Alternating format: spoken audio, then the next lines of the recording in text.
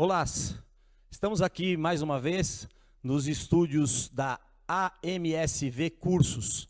Desta vez, juntamente com o professor Henrique, para tratar sobre o tema atividade física, ou melhor, exercício físico. Poderia usar qualquer um dos termos, não é isso, professor? Sim. Então, para tratar de exercício físico e câncer. Professor Henrique, antes de qualquer questão relacionada a isso, conte um pouco da sua trajetória, sobretudo a parte que te conduziu até este momento. Tá bom. Então, eu vou pensar nesse contexto histórico, né, da minha formação, pensando desde realmente do meu ingresso para a educação física, né? Então, na verdade, eu vim do esporte, eu fui atleta de basquetebol, né?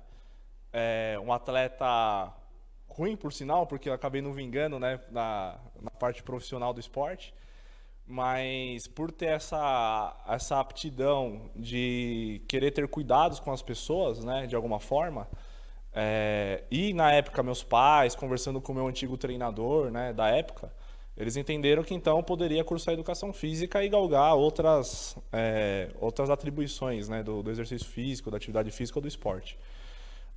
Então eu ingressei, né, primeiro na licenciatura e depois emendei o bacharelado. E desde o começo pensando nessa relação, primeiro a gente entra na faculdade tendo uma ideia, né? A gente acha que vai acabar se formando para aquilo que você tinha uma ideia, né, já pré-concebida, né? No meu caso, eu pensei que eu ia ser um puta de um técnico de basquetebol, né? Já que eu vim do basquetebol.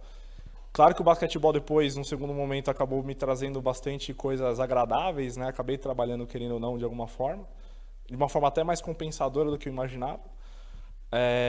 Mas conforme você vai cursando ali, né, a sua graduação e depois a pós-graduação e assim por diante, né, você vai tendo as disciplinas, vai tendo contato com os professores e aí você vai vendo as possibilidades que você até então não enxergava da área, né.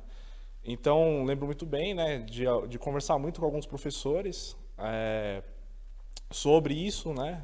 Após a aula, eu até... não sei se eu posso usar esse termo, mas eu enchia muito o saco de alguns professores depois da aula, né? Que pacientemente eles também acabavam trocando uma ideia a mais pós-aula.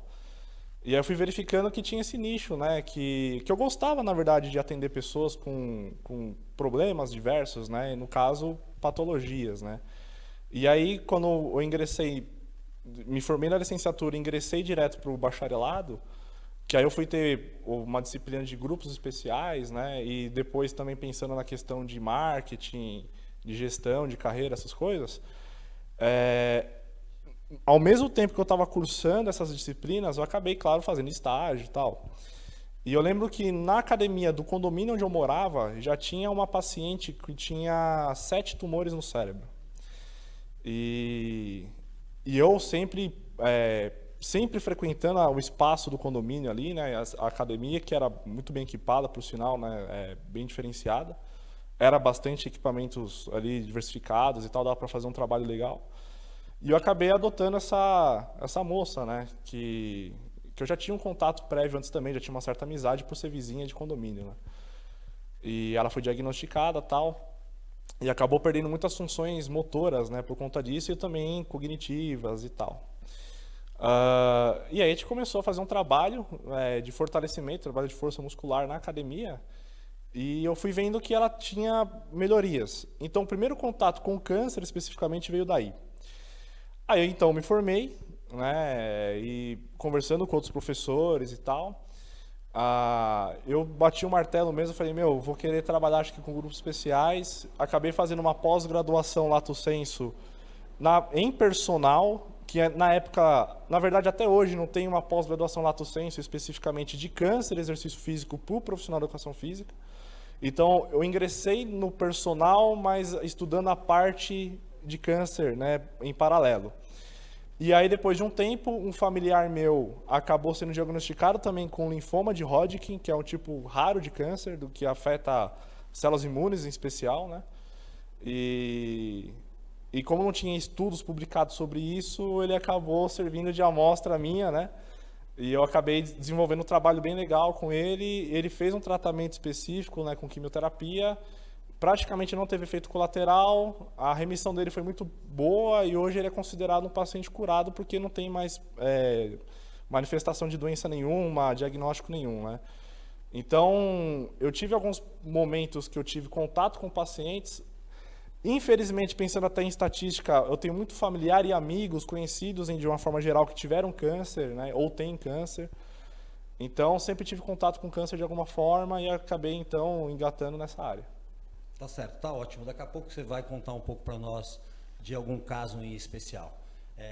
Mas, professor, para a gente seguir com essa nossa conversa, conceitue para a gente o que é câncer e, em especial, quando se fala de neoplasia maligna e neoplasia benigna.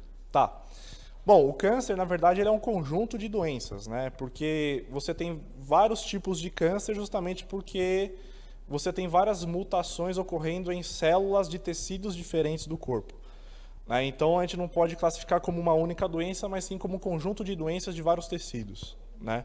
Que tem como característica o crescimento anormal dessas células e que podem, então, acabar acometendo esses órgãos ou tecidos, né? Piorando essas suas funções, portanto. Por exemplo, vamos supor um câncer no pâncreas.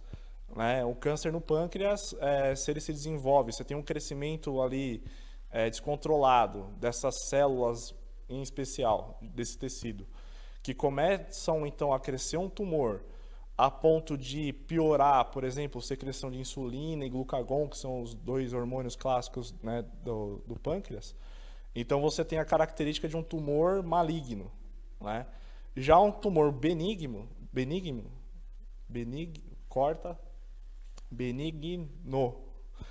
Já o tumor benigno, né, ele tem também a característica de crescimento celular descontrolado. Porém, ele acaba não afetando essas funções fisiológicas daquele tecido ou daquele órgão, né? Então você tem esses vieses aí. Perfeito, compreendi. Henrique, o tratamento do câncer pode atender 3 finalidades básicas, não é isso? Sim.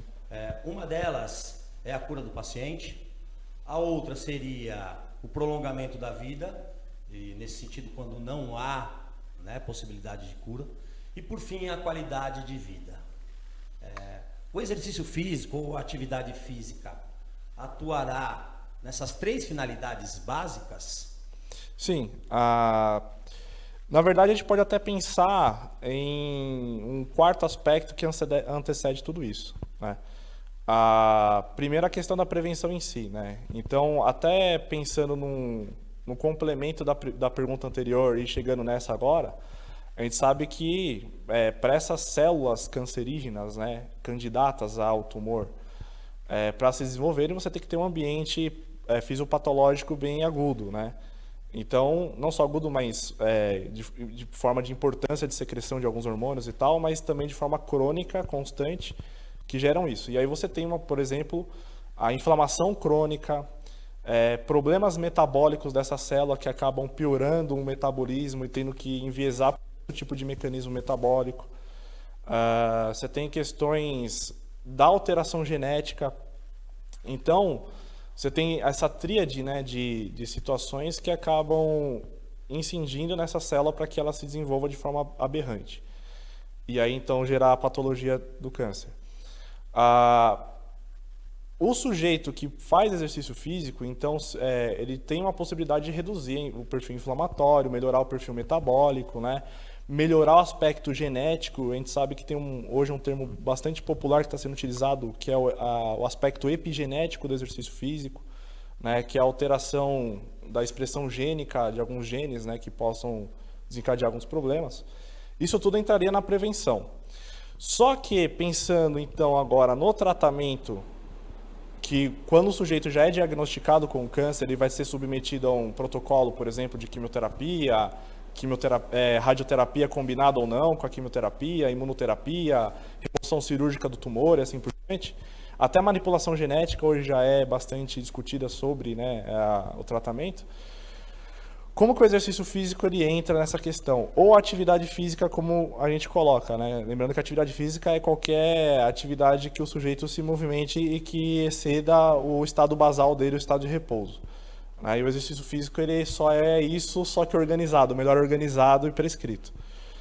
Então, tanto a atividade física quanto o exercício físico, por exemplo, para o sujeito, desde que ele foi diagnosticado e vai começar uma quimioterapia, uma radioterapia e qualquer outro tipo de tratamento nesse aspecto, a gente sabe que ele diminui efeitos colaterais tanto agudos quanto tardios, né? Então, os tratamentos eles são muito importantes. O sujeito não pode abandonar a ideia do tratamento, né? Porque é isso que vai mais efetivamente tentar destruir ali aquele tumor com as suas células cancerígenas e até, de repente, evitar uma metástase e coisa nesse sentido.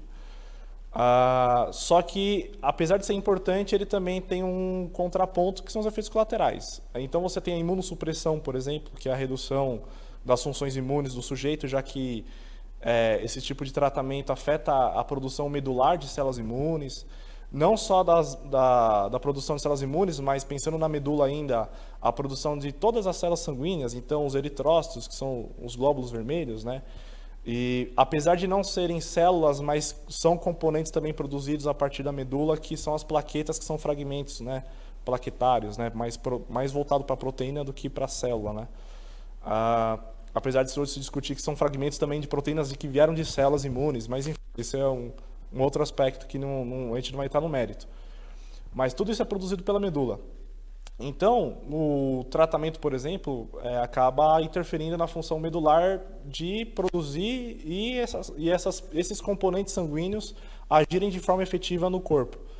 Então, você pode ter excesso de plaqueta, falta de plaqueta, isso pode gerar uma trombose, por exemplo, ou uma hemorragia no paciente. Você tem o problema imunitário, então, por exemplo, o sujeito está num protocolo pesado de quimioterapia, porque é necessário para a situação dele, né, para o perfil clínico dele. E isso abre uma janela de imunossupressão, onde o sujeito pode estar suscetível, por exemplo, a pegar uma gripe. E isso acabar evoluindo para uma situação muito complicada, a ponto, por exemplo, até de vir a óbito por conta disso, né? Então, o exercício físico, por exemplo, ele evita essas condições. E também você tem as questões psicobiológicas, que também são importantes.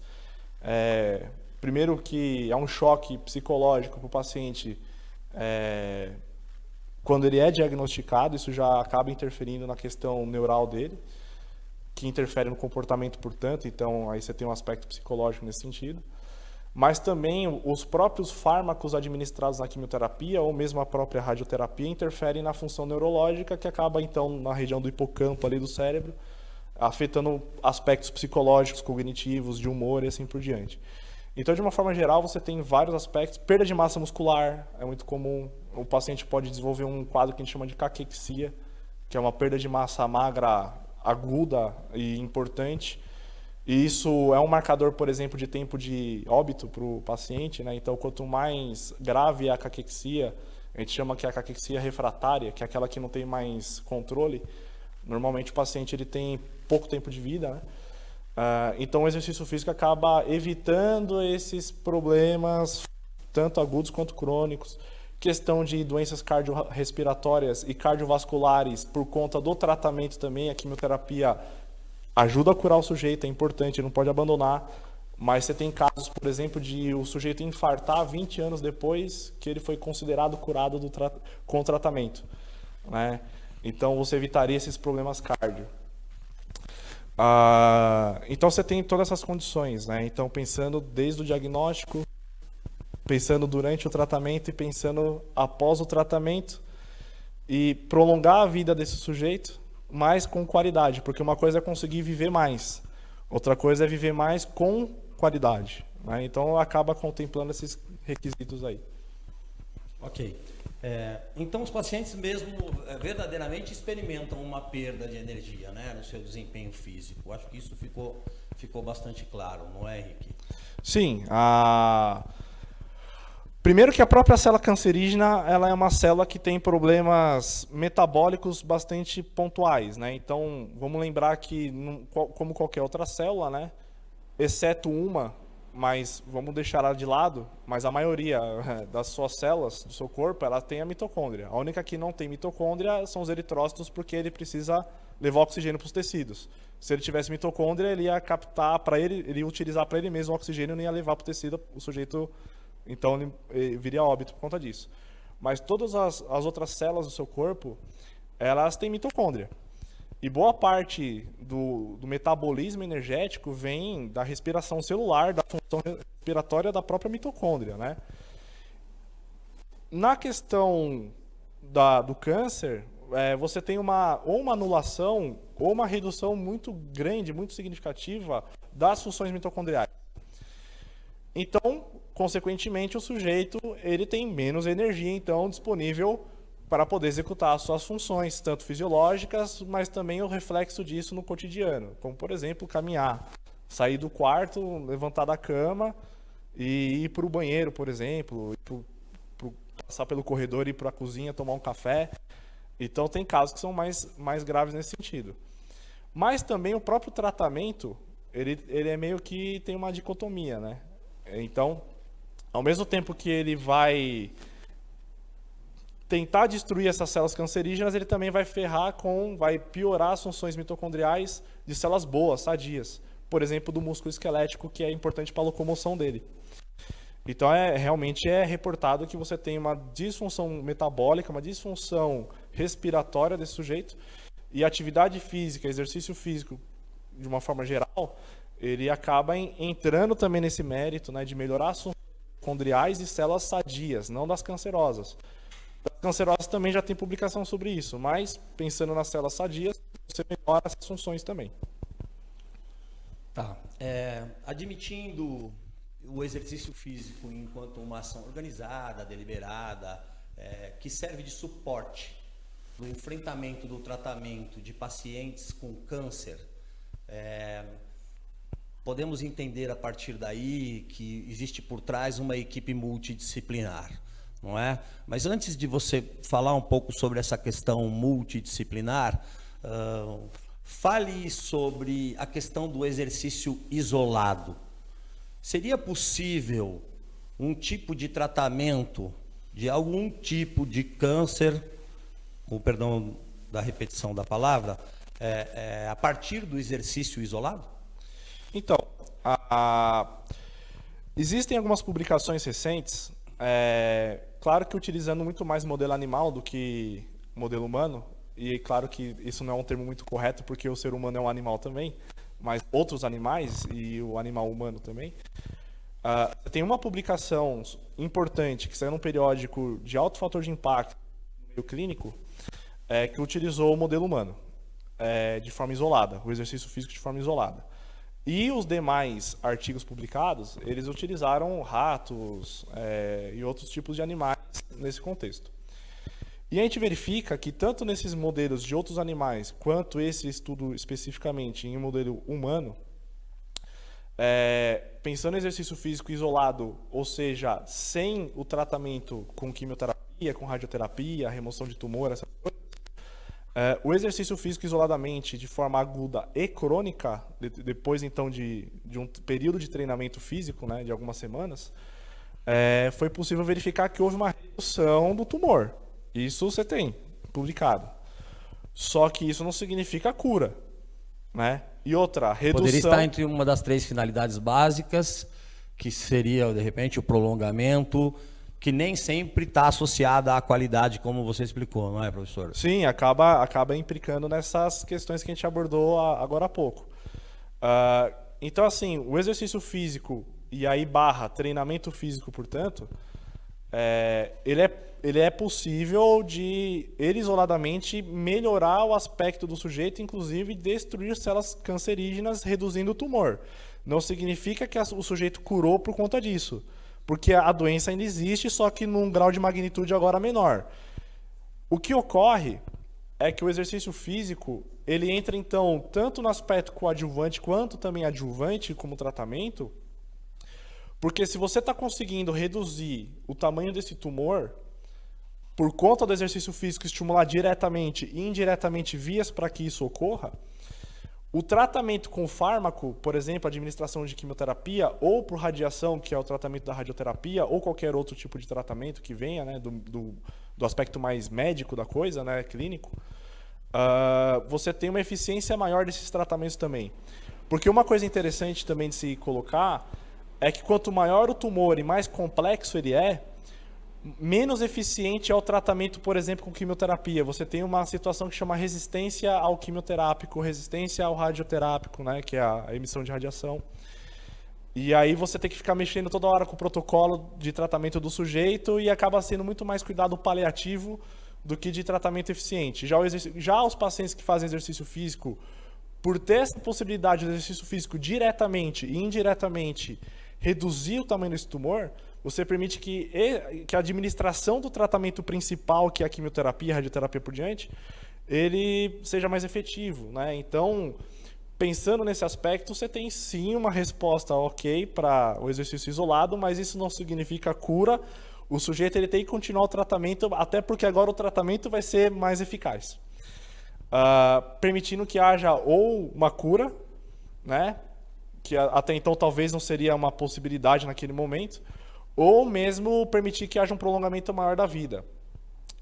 Pensando no aspecto multidisciplinar, então, uma das coisas importantes que a gente teve na nossa área, desde que houve uma regulamentação da profissão da educação física no país, é que tem se brigado bastante sobre a inserção do profissional de educação física na área da saúde, né?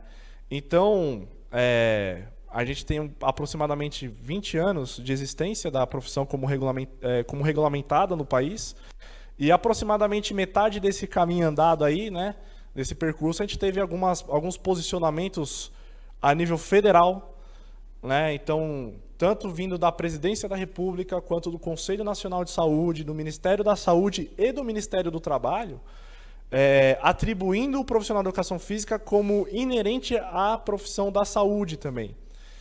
E isso não é só apenas na prevenção, nas academias de musculação, nos clubes e assim por diante, na educação física escolar, mas também eles entendem a inserção disso no meio clínico de sujeitos que já têm uma patologia.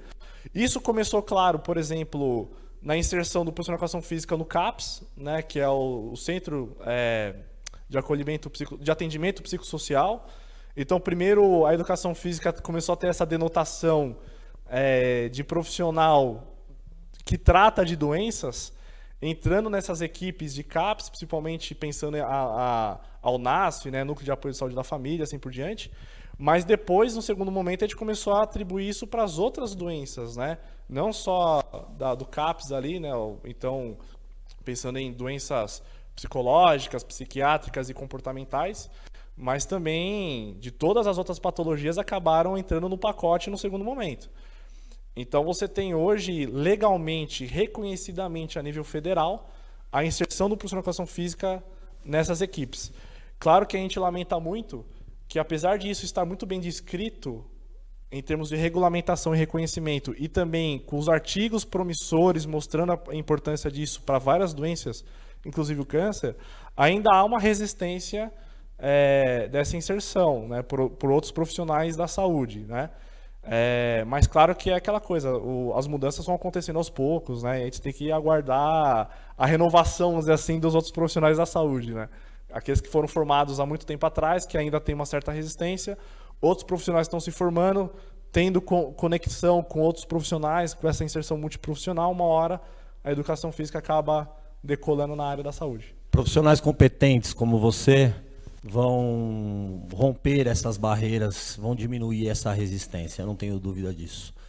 E outra coisa que eu quero dizer é a educação física através do exercício físico, na prevenção, na manutenção e também no tratamento, né? E veja, isto é apenas um dos segmentos que a cultura corporal, né, convencionalmente chamada de educação física, pode tratar. Não é sim, isso? Sim, com certeza. Vamos lá. Eu quero agora que você fale um pouco sobre os efeitos colaterais, né? Como a gente pode minimizar isso, embora você tenha passado já por aí.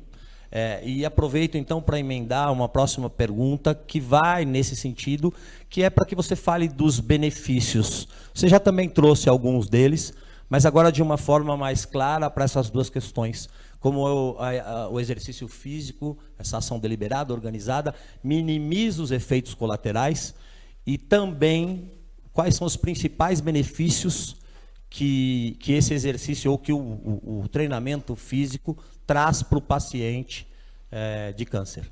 Tá. Bom, como eu já expliquei de forma um pouco mais introdutória, né, você tem benefícios específicos e gerais. Eu acabei abordando, então, no decorrer das nossas outras questões, né, uma forma um pouco mais geral, mais introdutória.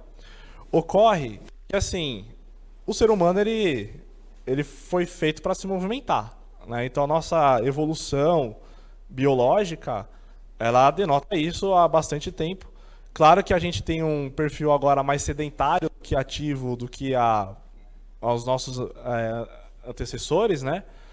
Porém, a nossa estrutura física ainda foi feita para se movimentar. O músculo esquelético, hoje, inclusive, ele é considerado um órgão endócrino, né? Ele é considerado um regulador de vários outros órgãos e tecidos do corpo. Então, se você se mexe menos, se você contrai menos os seus músculos, você secreta menos hormônios que sinalizam coisas positivas para o seu corpo. Já se você, então, se movimenta mais, contrai mais a sua musculatura, você vai ter mais secreção vinda do músculo para a corrente sanguínea de algumas substâncias, hormônios, que vão afetar positivamente, então, o seu corpo de uma forma geral, fisiológica geral. Bom, pensando nisso, eu citei um efeito importante, que é um dos que mais se discute na literatura e no meio clínico e assim por diante, é a imunossupressão por conta do tratamento, por exemplo, com quimioterapia e radioterapia. Tá bom. Um dos hormônios, ou tipos de hormônios, que é secretado pelo músculo esquelético quando você contrai ele, e aí vai acabar caindo para a corrente sanguínea, por isso que é considerado um hormônio, são as citocinas, né? Que são hormônios que regulam ações imunes no seu corpo. Bom, alguns hormônios desse tipo de citocinas, eles podem ser tanto pró-inflamatórios quanto anti-inflamatórios. Um deles, ele tem uma ação dupla, tanto anti-inflamatória quanto pró-inflamatória, que a gente chama de interleucina 6. E ela pode vir de vários lugares. Por exemplo, se ela está vindo de uma questão patológica de algum tecido, algum órgão, por exemplo, pode até ser mesmo um crescimento de um tumor, essa interleucina 6 ela pode cair na corrente sanguínea, ela acaba indo para o fígado, e do fígado você tem um estímulo para produção e secreção de proteína C reativa, que vai acabar destruindo vários outros tecidos, por isso que você tem vários efeitos colaterais. Não só do tratamento, mas também do próprio doenças secundárias à original, que seria o câncer. Então isso seria negativo. Porém, esse mesmo hormônio, essa mesma citocina, quando ela vem da contração muscular, então ela vai cair na corrente sanguínea e vai acabar indo para a medula. Então algumas citocinas que vêm do músculo esquelético, elas migram até a medula e elas estimulam a medula através de outros hormônios, fatores de crescimento de células que vêm da medula, a produzir e secretar da medula para a corrente sanguínea justamente, por exemplo, células imunes, né? E isso concorre bastante, por exemplo, pensando em exercício físico, já que o exercício físico promove esse tipo de movimento humano, né, de contração, promoveria isso. Só que você acaba concorrendo, por exemplo, com um fármaco que chama granuloquine. Então, casos graves, por exemplo, do tratamento que acaba reduzindo a contagem de células imunes, que poderia então gerar uma infecção no paciente, é administrado o granuloquine, que é um fármaco justamente para aumentar essa contagem de células imunes. Porém, o exercício físico faz a mesma coisa, não é? A diferença é que o granuloquine, por exemplo, você vai ter aí em média no mercado o custo de R$ 1.500 uma caixa de granuloquine. E aí você pode pensar que então o exercício físico, no final das contas, acaba sendo até economicamente mais viável do que o fármaco para evitar esse efeito colateral. Claro que há também uma questão que ainda cultural que a gente precisa trabalhar, né? E aí a gente entra na questão do multi de novo, né? Que precisa da inserção da educação física de forma séria, não é brincadeira, é de forma séria, são profissionais sérios que atuam com isso, justamente para evitar, por exemplo, que o sujeito tenha que depender de um fármaco desse. Então esse já seria um caminho, por exemplo, hormonal para fortalecer as funções imunes. Outras considerações, pensando na caquexia, que é um agravamento bem importante aí para o paciente oncológico, que pode levar à morte em pouco tempo, que é a redução da massa magra, de forma bem pontual. O exercício físico, por exemplo, ele vai permitir que haja um aumento de massa muscular por vias e sinalizações intramusculares que permitam maior crescimento das células musculares. Não das células cancerígenas, mas sim das células musculares. E assim vai. Então, assim, você tem várias respostas bioquímicas que acabam interferindo nas respostas fisiológicas. Outro exemplo, a questão do bem-estar psicológico, né? A questão psíquica, então, do paciente, que muitas vezes tem depressão, ansiedade, tanto pelo diagnóstico quanto pelo tratamento. Um outro hormônio que é também secretado pelo músculo esquelético, foi descoberto já há um bom tempo, chama BDNF, é fator neurotrófico derivado do cérebro. Apesar do nome ser derivado do cérebro, é porque ele foi descoberto em cérebros, né, de ratos e tal. Mas hoje se descobriu que tem no músculo também, tem células imunes que secretam BDNF, músculo esquelético secreta BDNF, o próprio neurônio motor secreta BDNF. Então, o ato de contrair faz com que haja uma secreção de BDNF na corrente sanguínea e vai para a região do hipocampo, vai para o seu cérebro. E isso vai permitir que haja melhor função neurológica, né, nessa região. Então, você vai ter um comportamento melhor, uma resposta comportamental otimizada. Então, você diminui a depressão, diminui a ansiedade, transtorno do sono é muito comum, problemas de sono, e você regula por conta disso também. Enfim, são vários caminhos bioquímicos que levam a respostas fisiológicas gerais e que acabam refletindo no comportamento desse sujeito. Ok. A educação física, até quando ela brinca, vou usar o termo me apropriado do seu termo, ela é bastante ou muito séria, não é mesmo? Primeiro que ela é uma ação primordial nas crianças. Sim. Né? Depois que normalmente ela está ligada ao movimento, né? Ligada à utilização do corpo, e aí temos uma liberação enorme de hormônios, e você sabe muito mais do que eu sobre isso, né? Que trazem o bem-estar, que trazem a satisfação, um certo contentamento, né? E além disso, ela pode ser deve ser realizada em alguns momentos com o propósito de educar, né? De formar os indivíduos. E aí é um ponto importante, por exemplo, da importância da profissão na área escolar, né? Porque se você tem um bom trabalho do profissional de educação física, do professor de educação física escolar, desde os primeiros anos de vida desse sujeitinho, né, que tá aí, ele vai tendo uma boa resposta, ele vai querendo cada vez mais brincar, ele vai querendo cada vez mais se movimentar de alguma forma. Então você já está direcionando essa criança, que depois vai virar um adolescente, vai virar um adulto, para que ele adote hábitos de vida melhores, por exemplo, no seu caso da educação física, pensando em exercício físico e atividade física, seja para lazer, seja para qualquer outra forma. Só que, ao mesmo tempo, essa prática não pode ser uma prática aleatória ao acaso. É importante, por exemplo, a formação do sujeito, enquanto a gente pensar em educação física no ato de educar para a consciência do porquê fazer aquilo, né? E explicar, assim, abordar, aí, claro, para uma faixa etária mais adequada, quando se permite uma absorção de conhecimento um pouco mais minucioso, né, de forma mais significativa, começar a discutir sobre isso. Você sabia que você tem muitas doenças que vão ocorrer porque você é sedentário e tem outros hábitos de vida, né? Por exemplo, tabagismo, comportamento alimentar ruim, assim por diante, estresse, essas coisas, que vão, junto com o sedentarismo, determinar que haja, de repente, uma patologia, por exemplo, câncer. E você sabia que mesmo quando diagnosticado, você deve fazer exercício físico por conta dos benefícios? Claro que você não vai formar esse sujeito, esse adolescente, por exemplo, para ele ser um profissional de educação física, não é esse o propósito. Mas se você consegue resumir, enxugar e mostrar conceitos importantes de forma resumida, você já está tentando trazer luz para essa pessoa, para que ela, primeiro, tente não ter a doença, mas se tiver uma doença, ela entender que não é o fim do mundo também, que tem formas de tratamento.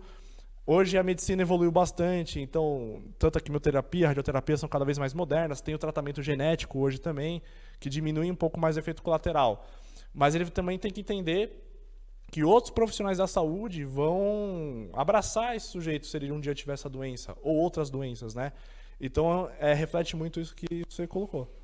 Penso que o que você quer dizer é que os alunos precisam, ou a educação física precisa garantir, de alguma forma, que os jovens sejam capazes de gerir, ainda que seja minimamente, a sua atividade física ou o seu exercício físico, né? A vertente da saúde é uma vertente importante e significativa na educação física, embora é apenas uma das abordagens, não é mesmo? Sim. Mas vamos seguir aqui com aquilo que nos trouxe nesse momento, por favor. Falando de programa de treinamento, o Henrique, de treinamento físico, traz uma luz nesse sentido. Que tipo de exercício? Quais são as precauções que devem ser tomadas, né? Outra, existem contraindicações, né? Passa um pouco pelas variáveis mais importantes, talvez volume, intensidade, num programa de exercício físico, por favor. Tá. Bom, primeiro eu vou começar pelo quase fim, que é a questão da contraindicação, tá? Hoje as recomendações dos grandes órgãos de fomento científico sobre oncologia e exercício físico, né? Eles colocam que não tem contraindicação mais, que todo paciente deve ser submetido a um exercício físico, a uma atividade física, né?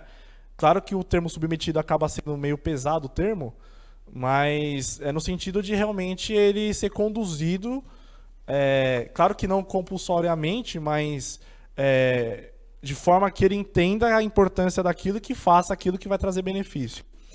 Então você tem a American College of Sports Medicine, tem diretrizes, por exemplo, do exercício físico para o paciente. Você tem a American Cancer Society, que fala bastante também sobre isso, diretrizes de prescrição de exercício físico para o paciente com câncer.